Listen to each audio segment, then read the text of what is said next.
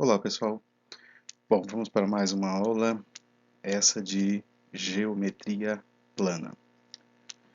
Geometria plana, o que nós vamos ver nesse estudo agora? Semelhança e representação de figuras planas. O que nós vamos apresentar aqui neste momento é o resumo de alguns conceitos já estudados em geometria plana, onde vai fazer com que você possa recordar e depois aplicá-los em geometria espacial. Então vamos lá. Primeiro conceito, ângulos. Com relação à sua classificação, os ângulos podem ser classificados de algumas maneiras. Uma delas, ângulo reto. Ângulo reto é aquele que mede 90 graus. Ângulo agudo. Ângulo agudo é aquele tipo de ângulo que é menor de 90 graus. E ângulo obtuso, que é quando este ângulo possui um valor maior que 90 graus. Então, a classificação baseada nos ângulos são de 90 graus, maior que 90, obtuso, menor que 90, agudo. Dois ângulos são complementares quando a soma destes dois ângulos quaisquer resulta em 90 graus. Um ângulo qualquer mais um outro resulta em 90 graus. São chamados de ângulos suplementares quando a soma destes ângulos é 180 graus, seja quais ângulos forem. Duas retas paralelas cortadas por uma transversal. Aqui nós vamos ver que vão se formar pares de ângulos, que são ângulos importantes para o estudo da geometria. Notem que na intersecção da reta R com a reta T, nós temos quatro ângulos, né? Ou seja, dá para ver que é um círculo dividido em quatro ângulos. E vamos ver as propriedades deles. Vamos usar quais denominações? Ângulos alternos e internos. Ângulos alternos significa que eles vão estar um de cada lado da reta transversal.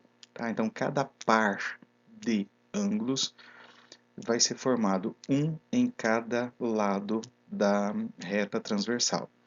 Internos, ele vai estar dentro do espaço das retas paralelas, que é o caso do ângulo D e o ângulo F, ângulo C e o ângulo I.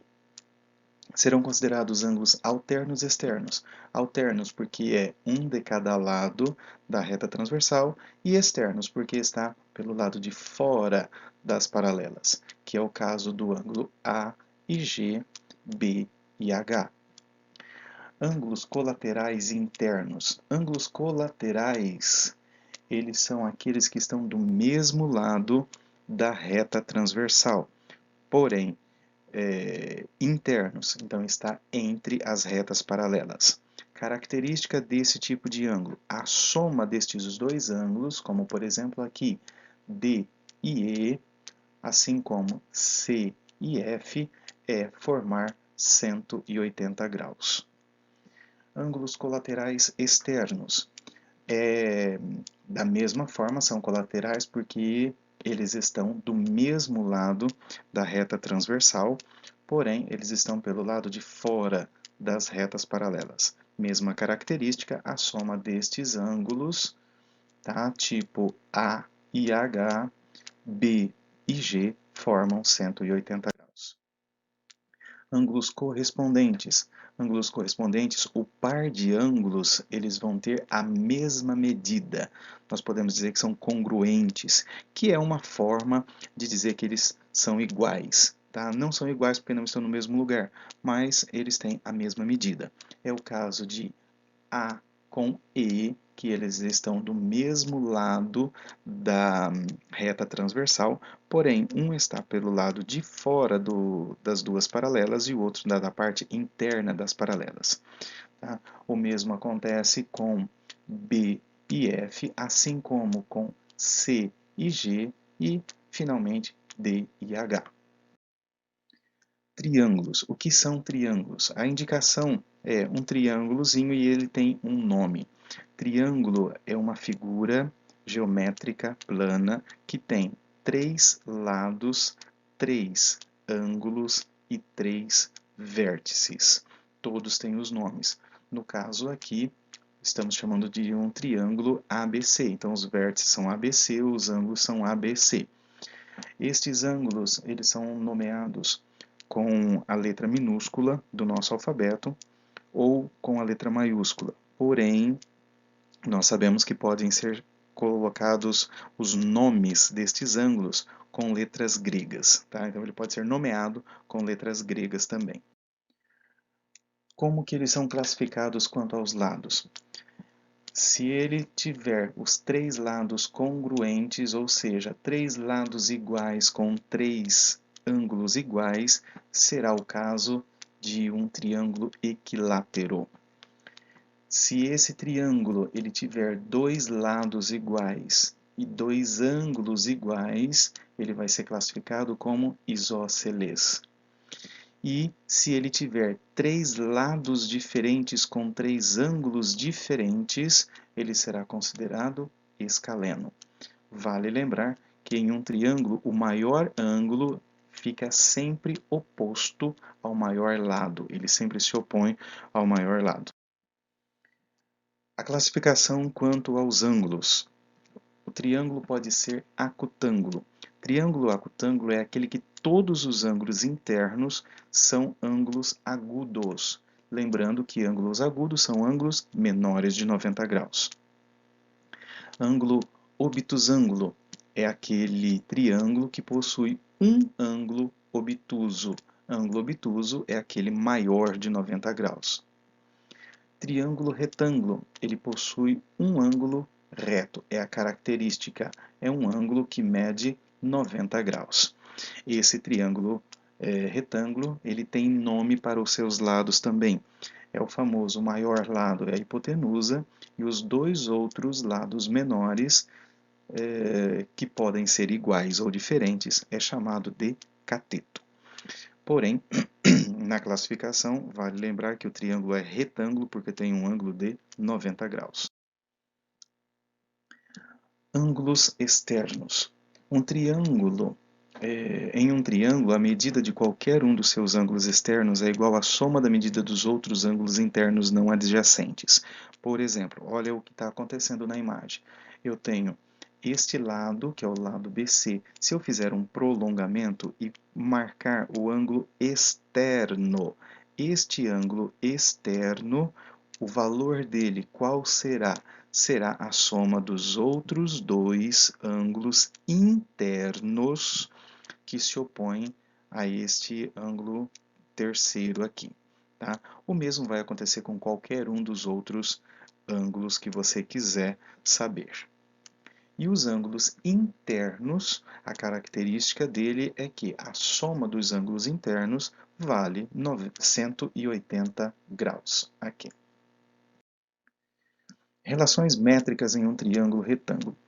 Pegando como base um triângulo retângulo e colocando ele de ponta cabeça, ou seja, o ângulo de 90 graus aqui em cima, se eu traçar uma perpendicular a partir deste vértice A em relação ao lado maior, que seria a hipotenusa, eu vou ter a altura do triângulo. Da altura do triângulo a gente diz, existe uma projeção M e uma projeção N. Os seus lados nós já sabemos, lado B, porque se opõe ao ângulo B, ao vértice B, lado C, porque se opõe ao vértice C, e lado A, que se opõe ao vértice A. Daí nós podemos tirar algumas relações. O lado B vezes o lado A tem o mesmo resultado do lado A vezes o lado H, a altura H. A altura H elevado ao quadrado é igual à projeção M vezes a projeção N. O lado B ao quadrado é igual ao lado A vezes a projeção N. O C ao quadrado é igual ao lado A vezes a projeção M. São relações que nós podemos utilizar em um triângulo retângulo. Aqui é a apresentação do Teorema de Pitágoras, que é aquele já velho conhecido nosso, Teorema de Pitágoras, onde, baseado em um triângulo equilátero, um triângulo retângulo, em cada lado foi-se projetado um quadrado perfeito. E aí observou-se que a área do lado maior é igual à soma das outras duas. E por que eu disse a área? Porque a área do quadrado é lado vezes lado. Então, a ao quadrado é igual a b ao quadrado mais c ao quadrado. Semelhança de triângulos, a definição. Bom, eu tenho uma figura aqui que eu parto de um ponto P e eu faço três retas, tá? Três linhas pontilhadas, linhas imaginárias. E aí a gente observa que formam dois triângulos, um triângulo menor aqui em amarelo e um triângulo maior aqui em vermelho. Eles têm a mesma forma, então nós podemos dizer que esses triângulos são semelhantes, fato que indicamos, né, com este sinal, que é o until, onde os dois triângulos são considerados semelhantes. Quando existe uma correspondência entre eles, entre os seus vértices,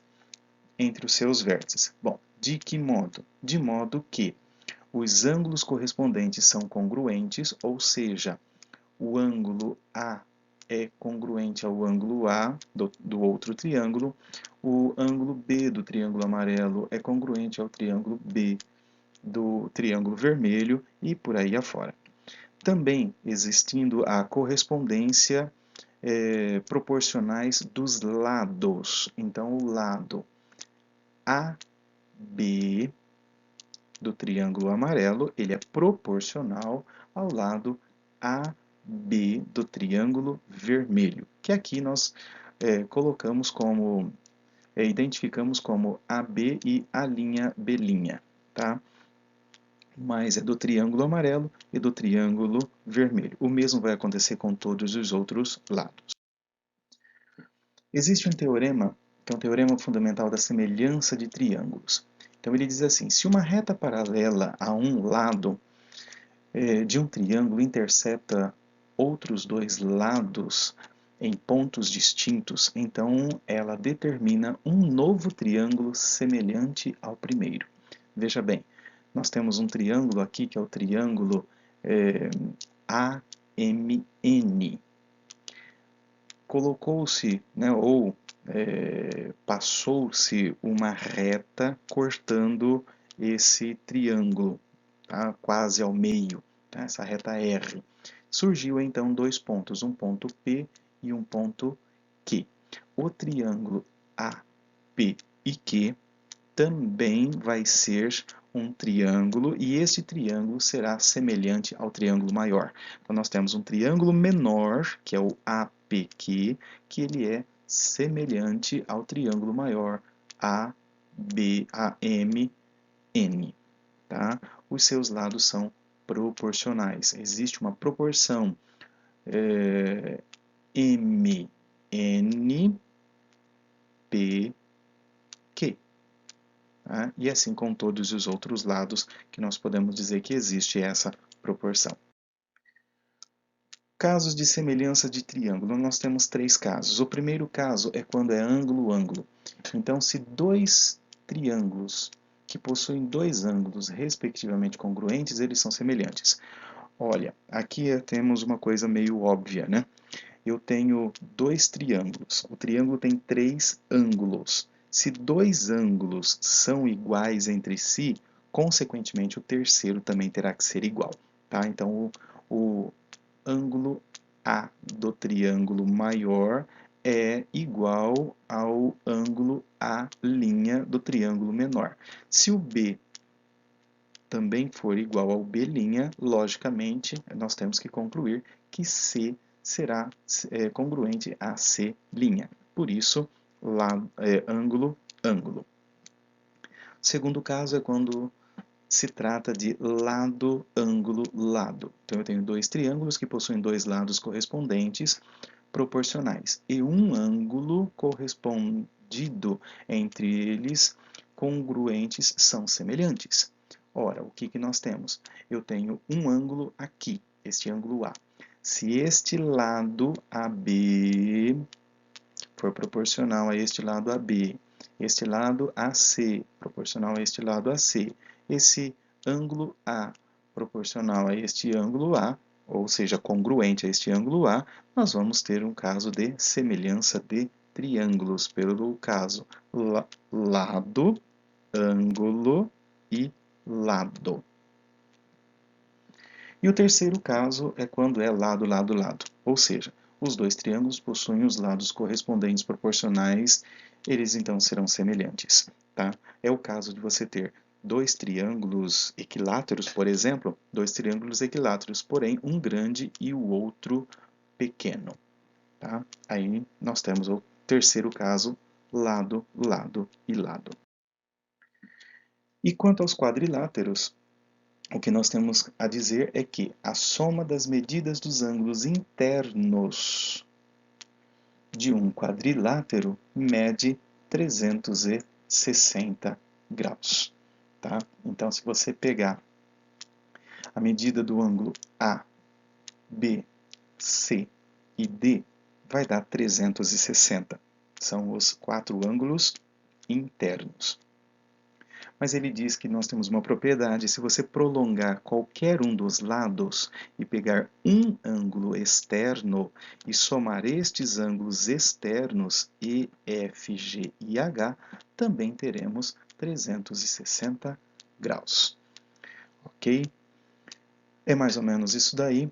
Vamos aprimorar com os exercícios. Façamos exercícios sobre essa matéria para fixar o nosso conteúdo.